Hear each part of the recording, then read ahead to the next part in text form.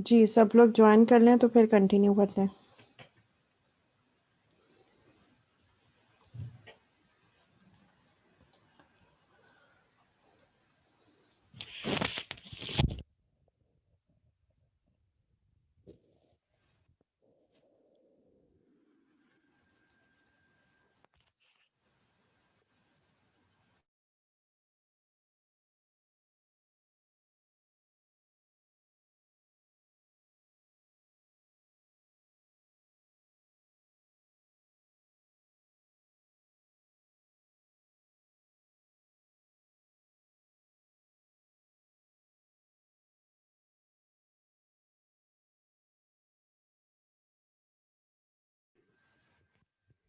आपके last message मिला है, वो लिस्ट वाला मैसेज नहीं मुझे मिला आपका, इब्राहिम।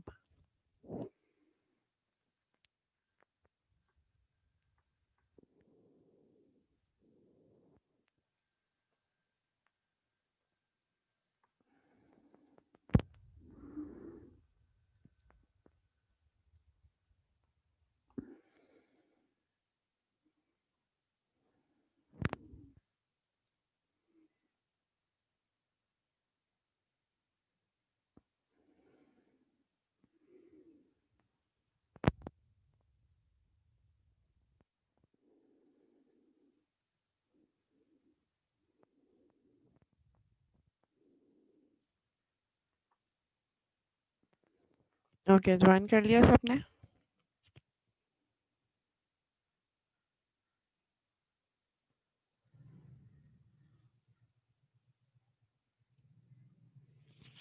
ओके, कंटिन्यू करते हैं।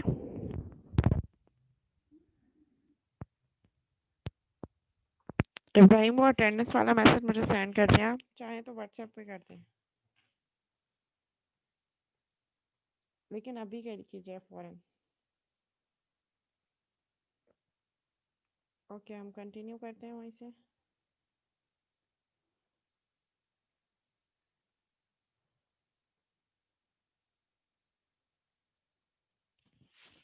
ओके जी, कंटिन्यू करें, आवाज़ आ रही है?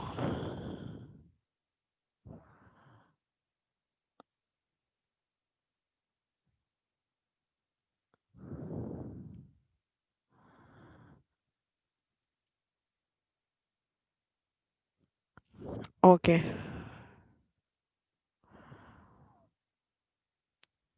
कंटिन्यू करते हैं हम। ठीक है, we were discussing two broad groups when we are talking about programming languages. Two broad groups are traditional programming language and object oriented language. Traditional programming language को हम स्ट्रक्चर प्रोग्रामिंग लैंग्वेज भी कह रहे हैं। स्ट्रक्चर का मतलब ये है कि जिसमें हम एक सीक्वेंस में काम करें, जिस ऑर्डर में हमने इंस्ट्रक्शंस राइट डाउन की हैं उसी ऑर्डर में हम उनको एग्जीक्यूट कर रहे हैं एक सीक्वेंस में। ठीक है, तो traditional programming language is also called as structure programming language as well. और इसमें हम ज़्यादा फोकस हमारा मेथड्स पे होता है, जैसे मैंने आपको ऊपर पहले बताया था कि हम मेथड पे फोकस कर रहे होते हैं, मेथड पे, फंक्शंस पे, मॉड्यूल्स में। अब ठीक है आवाज़? अरे ये वॉइस का इशू आपकी आईडी के साथ ही होता है, बाकी तो मैं 4 आईडीज़ ले रही हूँ, उसमें तो कोई प्रॉब्लम नहीं हो रही।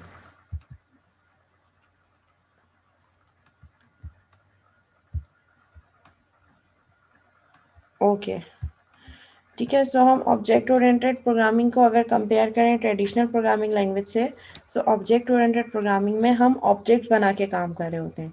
ठीक है, rather than following a sequence of instruction, एक दफ़ा हमने एक क्लास बना दी, अब उस क्लास की हमें जब जब रिक्वायरमेंट होगी हम उस क्लास का ऑब्जेक्ट बना देंगे, और वो ऑब्जेक्ट हम इस एजम्पशन पे बना रहे होते हैं कि these objects are real world objects. Traditional programming language में मेथड्स पे काम हो रहा होता है, ऑब्जेक्ट ओरिएंटेड प्रोग्रामिंग लैंग्वेज में ऑब्जेक्ट पे काम हो रहा होता है, और वी आर एज्यूमिंग कि these objects are real world object. ठीक है, और इस ऑब्जेक्ट ओरिएंटेड लैंग्वेज में कुछ थर्ड जनरेशन लैंग्वेज और fourth and fifth generation language are based on object oriented languages.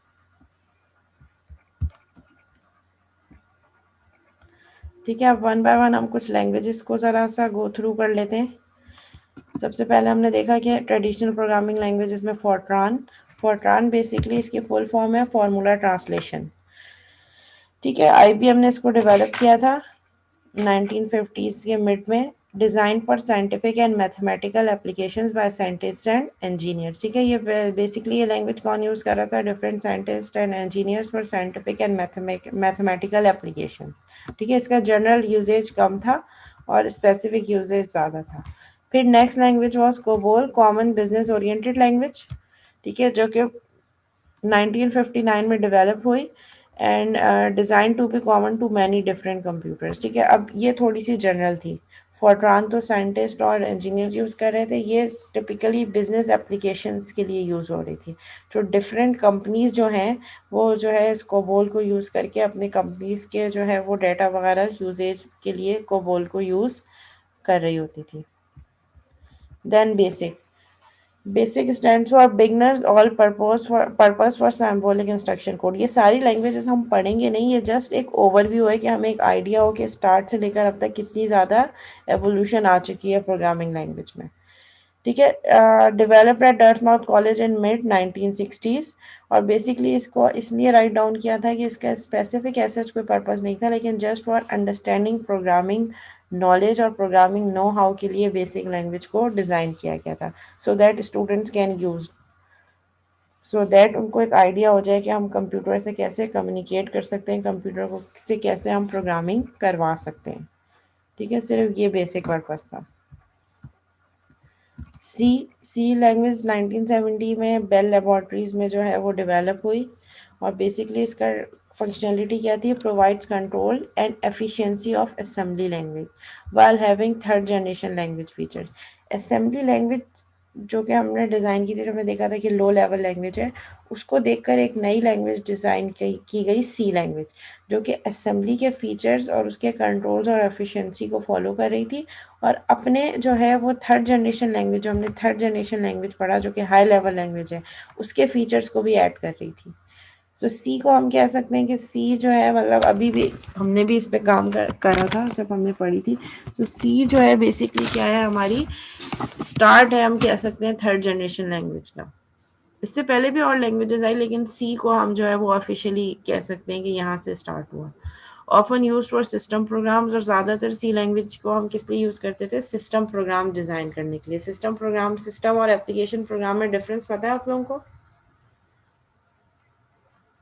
System programs और आपके जो सिस्टम सॉफ्टवेयर जो होते हैं।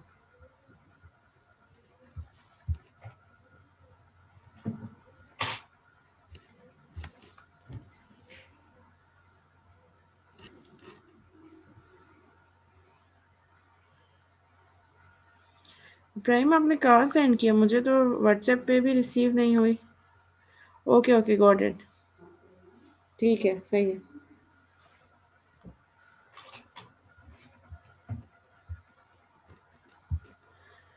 ठीक है, सो हमारे पास जो है सिस्टम सॉफ्टवेयर या सिस्टम प्रोग्राम्स वो सॉफ्टवेयर होते हैं जो मेन, जो हमारे पास जैसे ऑपरेटिंग सिस्टम है, तो ऑपरेटिंग सिस्टम सिस्टम प्रोग्राम है या कोई भी यूटिलिटी प्रोग्राम। इसी तरह एप्लीकेशन सॉफ्टवेयर कौन से होते हैं? जो सिस्टम सॉफ्टवेयर पे रिलाई कर रहे होते हैं, सिस्टम सॉफ्टवेयर पे रन हो रहे होते हैं।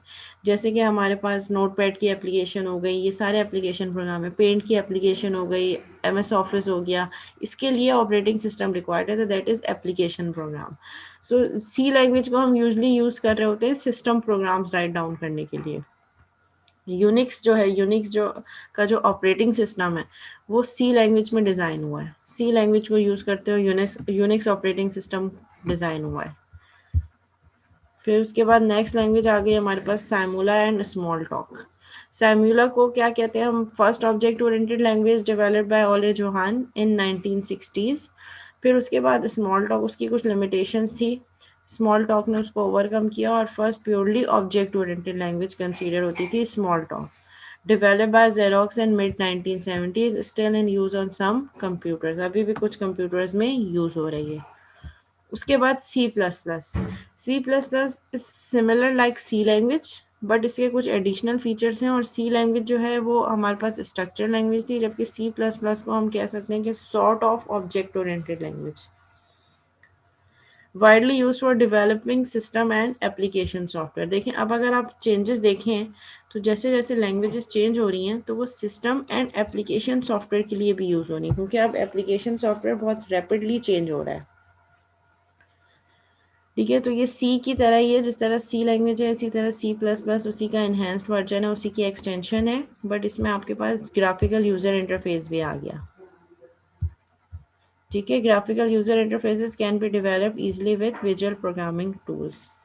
ठीक है, आप सी प्लस प्लस में ग्राफिक्स भी ऐड कर सकते हैं। Graphics means user interface, form वगैरह भी आप बना सकते हैं।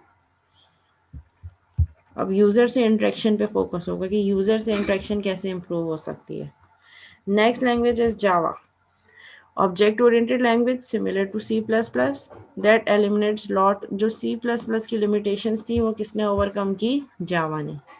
Objective of Java developers is that it be machine platform and operating system independent.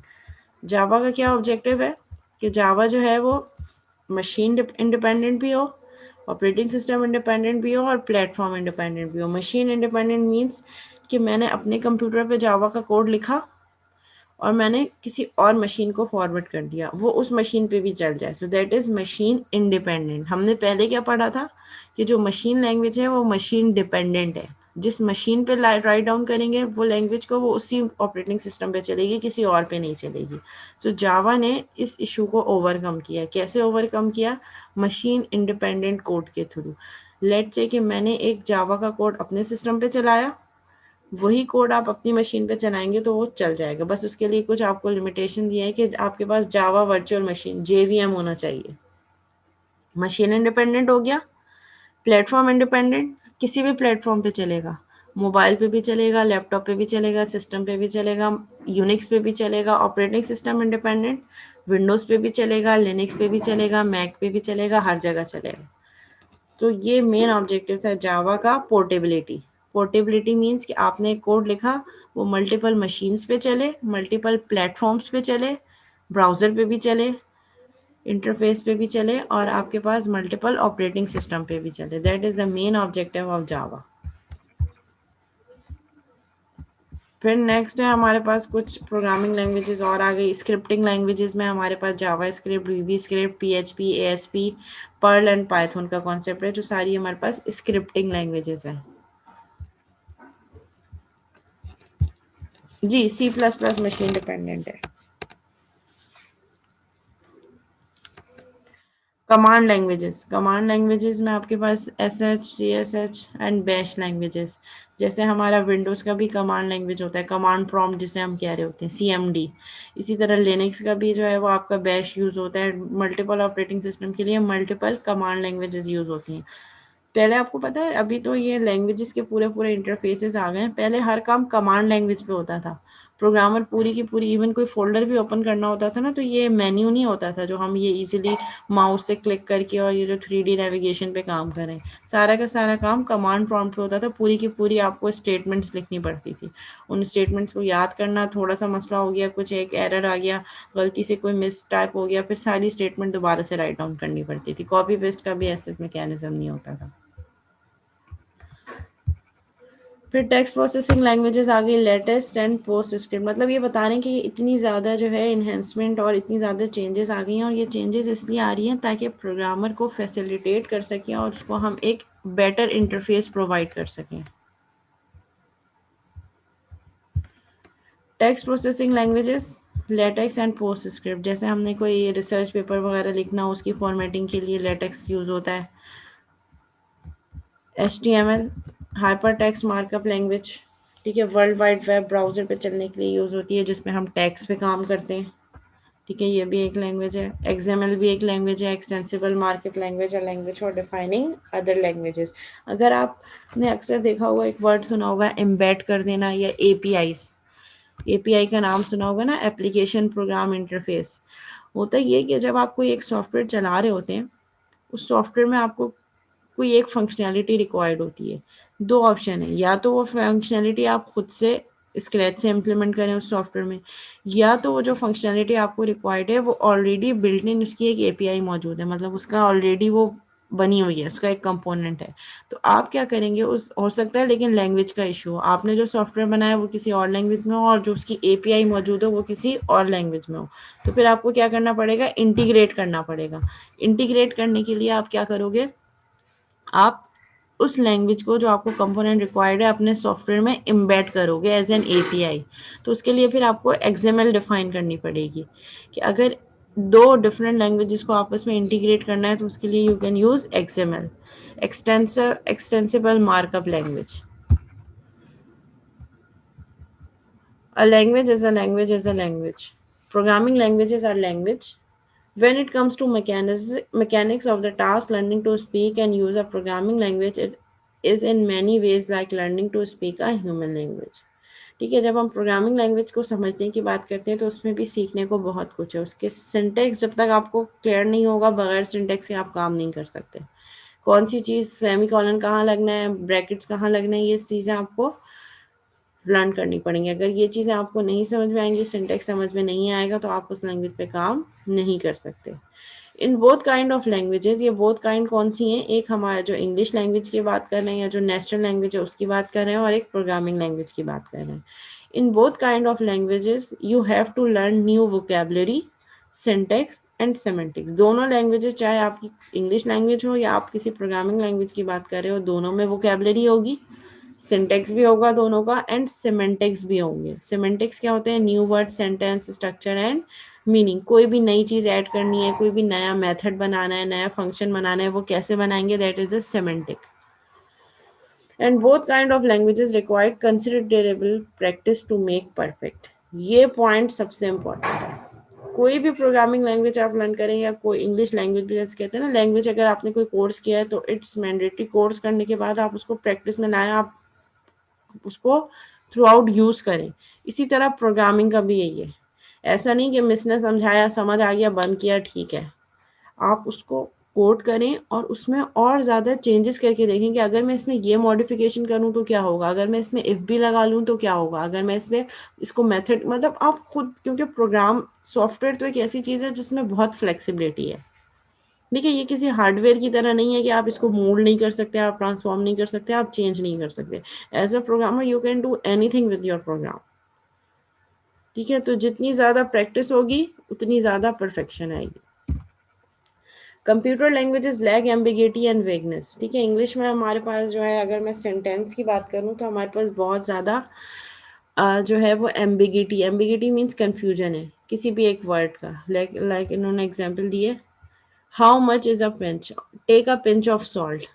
ठीक है, अगर मैं एक नॉर्मल बात कह रही हूँ ना, ठीक है, take a pinch of salt, या हम कह रहे हैं जैसे नॉर्मल बात कर रहे होते हैं, ज़रा सा नमक डाल दो। अब वो ज़रा सा की डेफिनेशन क्या है, हो सकता है मेरे लिए ज़रा सा कुछ और हो, आपके लिए कुछ और हो। थोड़ा सा, ज़रा सा, प्रोग्रामिंग लैंग्वेज में इस तरीके से कंफ्यूज वर्ड नहीं है। वहाँ तो या तो है या नहीं है, exactly one meaning of one thing. एक से ज़्यादा मीनिंग नहीं हो सकते, या तो है या तो नहीं है, ट्रू और फॉल्स, येस और नो। ठीक है, परसेंट लेवल नहीं है, कॉन्फिडेंस लेवल नहीं है कि इतना परसेंट और इतना परसेंट और इतना परसेंट। गुड लैंग्वेज, किसी भी लैंग्वेज को आप गुड कैसे कह रहे हैं, क्योंकि हमने तो बहुत सारी लैंग्वेज पढ़ी है। कौन सी लैंग्वेज गुड है, जिसकी रन टाइम परफॉर्मेंस एफिशिएंट है। ठीक है, जो कम टाइम पे ज़्यादा से ज़्यादा रिजल्ट दिखाए।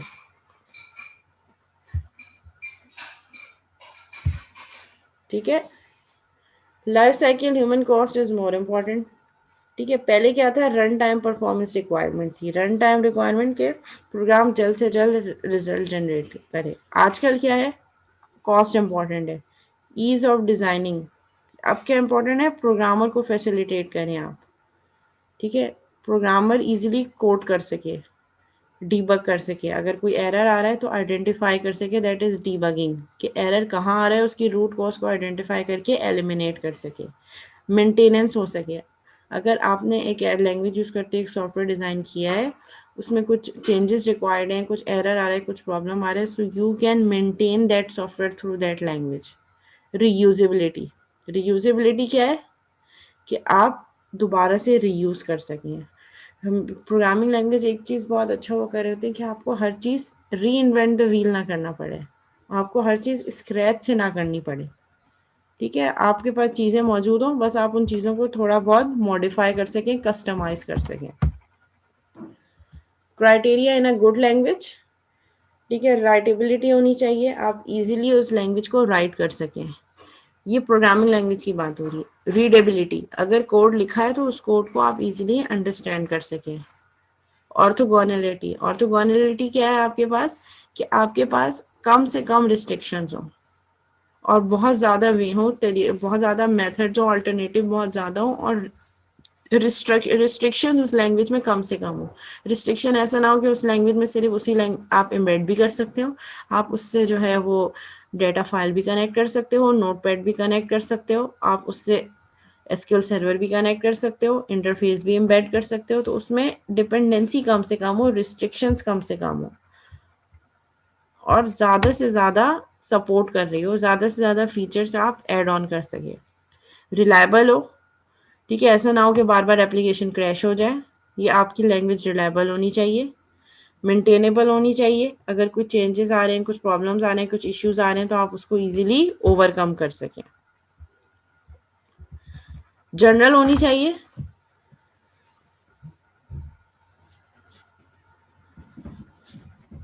ठीक है, जनरल होनी चाहिए। आप जितना ज़्यादा चीज़ों को कॉमन रखें, जनरल रखें, उतना ज़्यादा बेटर है। यूनिफॉर्मिटी होनी चाहिए। यूनिफॉर्मिटी मीन्स ये कि आपने जो सेमेंटिक्स यूज़ किए हैं इट शुड बी सेम, ठीक है, ऐसा ना हो कि एक जगह वेरिएबल नेमिंग कन्वेंशन अलग है, दूसरी जगह वेरिएबल नेमिंग कन्वेंशन अलग है। तो आपके पास जो नेमिंग कन्वेंशन है या जो यूनिफॉर्मिटी है वो सेम होनी चाहिए। एक्सटेंसिबिलिटी, ठीक है, आप और चीज़ें ऐड ऑन करना चाहें उस लैंग्वेज में, और फीचर ऐड ऑन करना चाहें, और कंपोनेंट्स ऐड करना चाहें, एपीआईज यूज़ करना चाहें, आप एक्सटेंड कर सकें अपनी लैंग्वेज को।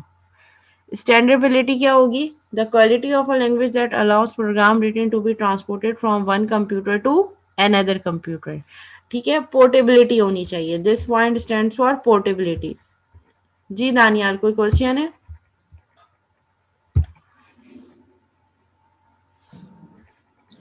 बस मुझे ये पूछना था कि पिछली बार जो आपने समझाया था उसमें लिखा हुआ था कि कंप्यूटर्स वर मोर एक्सपेंसिव देन प्रोग्रामर्स, तो इसका मतलब कुछ समझ नहीं आया। कौन सा वाला पॉइंट? पिछली वाली टॉपिक में कंप्यूटर्स लिखा हुआ था, computer versus computers more were more expensive than expensive than programmers. Programmers, वो कह रहे हैं कि पहले हार्डवेयर कॉस्ट बहुत ज़्यादा थी, ठीक है, पहले हार्डवेयर की कॉस्ट बहुत ज़्यादा थी, ठीक है, आप प्रोग्रामर को इतना पे नहीं करते थे जितनी बड़ी बड़ी मशीन्स और जो हार्डवेयर रिक्वायर्ड होता था आप उनको पे करते थे। बड़ी बड़ी हार्ड ड्राइव्स होती थी, रैम रिक्वायर्ड है, ये सब चीज़ें रिक्वायर्ड है। तो कंप्यूटर की कॉस्ट जब ज़्यादा थी तो उस टाइम पे रन टाइम परफॉर्मेंस ज़्यादा रिक्वायर्ड थी। मीन्स कि जब हम कंप्यूटर पे इतना इन्वेस्ट कर रहे हैं, इतने पैसे लगा रहे हैं, इतनी बड़ी बड़ी मशीन्स हैं, और उनको फिर हाइड्रेट करने के लिए भी, उनको नॉर्मलाइज रखने के लिए भी आपको आपको आई डोंट नो इस चीज़ का आइडिया हो ना, पहले बहुत बड़ी बड़ी मशीन्स यूज़ होती थी जिसको कंप्यूटर कहा जाता था पहले। बहुत बड़ी बड़ी हार्ड ड्राइव्स, बड़ी बड़ी मशीन्स, बड़ी बड़ी स्क्रीन्स, और उनको चलाने के लिए इलेक्ट्रिसिटी पावर्स भी बहुत ज़्यादा चाहिए होती थी, और इलेक्ट्रिसिटी बहुत ज़्यादा होती थी तो वो हीट अप बहुत ज़्यादा होते थे, तो फिर उनको जो है कूल एनवायरनमेंट में रखना पड़ता था, एयर कंडीशनर एनवायरनमेंट में रखना पड़ता था, तो वो फिर ओवरऑल कॉस्ट बहुत ज़्यादा थी। लेकिन अब कंप्यूटर की कॉस्ट कम हो गई है, अब कंप्यूटर बहुत ज़्यादा चीप हो गया है, हार्डवेयर चीप चीप हो गया है, और जो हमारे पास सॉफ्टवेयर है वो बढ़ गई है उसकी कॉस्ट। तो इसीलिए जो उसको, अब हम क्या कर रहे होते हैं, हम प्रोग्रामर को ज़्यादा फैसिलिटेट कर रहे होते हैं, प्रोग्रामर की अब पे ज़्यादा है as compare to cost of computer. तो जब हम प्रोग्रामर को ज़्यादा पे कर रहे हैं तो हम कह रहे हैं कि हम उनको फैसिलिटेट भी करें। पहले जब कंप्यूटर की कॉस्ट ज़्यादा थी तो हम उसके लिए रन टाइम परफॉर्मेंस रिक्वायर्ड थी, कि जल्द से जल्द मतलब परफॉर्मेंस रिक्वायर्ड है, एफिशिएंट होना चाहिए। अब हम प्रोग्रामर पे फोकस कर रहे हैं कि प्रोग्रामर को आसानी होनी चाहिए लैंग्वेज पे काम करने के लिए, सॉफ्टवेयर पे काम करने के लिए। तो ये था वो पॉइंट। क्लियर हो गया है तो? जी दानियाल। जी जी मिस, दानियाल, क्लियर हो गया। ठीक है, जब जी जब जी हो क्लियर हो गया। जाए करे तो फिर अपने हैंड जो है ना वो लोअर डाउन कर दिया करें, ताकि वो बार बार शो ना करवा रहा हो। ठीक। ठीक है, लास्ट वन इज इम्प्लीमेंटेबल। अच्छा, ये जो स्टैंडेबिलिटी वाला प्रोग्राम वो था पॉइंट, ये पोर्टेबिलिटी से लिंक कर रहा है। पोर्टेबिलिटी मीन्स कि आपने जब प्रोग्राम एक जगह राइट डाउन किया, आप उसको मल्टीपल मशीन्स और मल्टीपल ऑपरेटिंग सिस्टम में आप उसको और मल्टीपल प्लेटफॉर्म्स पे रन कर सकें, ऐसी लैंग्वेज चूज करें। इम्प्लीमेंटेबिलिटी, इम्प्लीमेंटेबिलिटी क्या है कि आप इजीली उस प्रोग्राम को राइट कर सकें, कॉम्प्लेक्सिटी कम से कम हो। ठीक है, अंडरस्टैंडेबिलिटी अच्छी हो। ठीक है, तो ये तो हमारे पास हो गया है लेक्चर कंप्लीट। अब हम नेक्स्ट लेक्चर देखते हैं जो कि है हमारे पास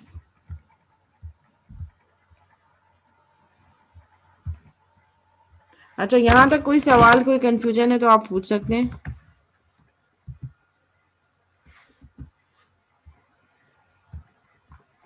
जी क्लास, कोई क्यूरी है तो कुछ कुछ पूछना है, कुछ समझ नहीं आया है तो आप पूछ सकते हैं।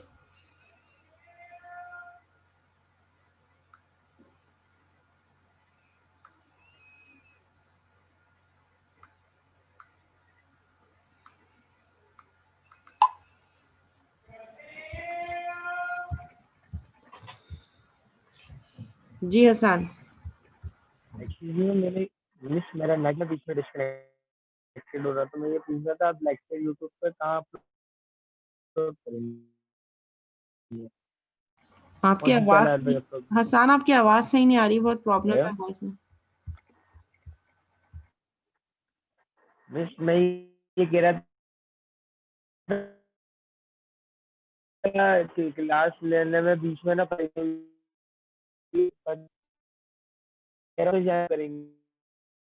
आपके चैनल का नाम क्या है? मुझे आपकी आवाज़ क्लियर नहीं आई, लेकिन मुझे जो समझ आया उससे मुझे ये समझ में आया कि मैं इसमें लेक्चर बीच में मिस हो गया था या रह गया था, आई डोंट नो। सो आप लेक्चर कहाँ अपलोड करेंगी, कहीं करेंगे, इस तरीके का मुझे कुछ समझ आया।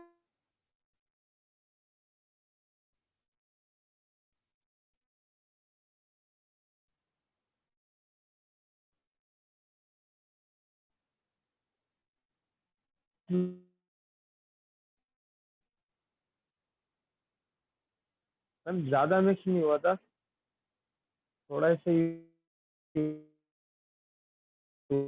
हुआ बीच में ना 5-7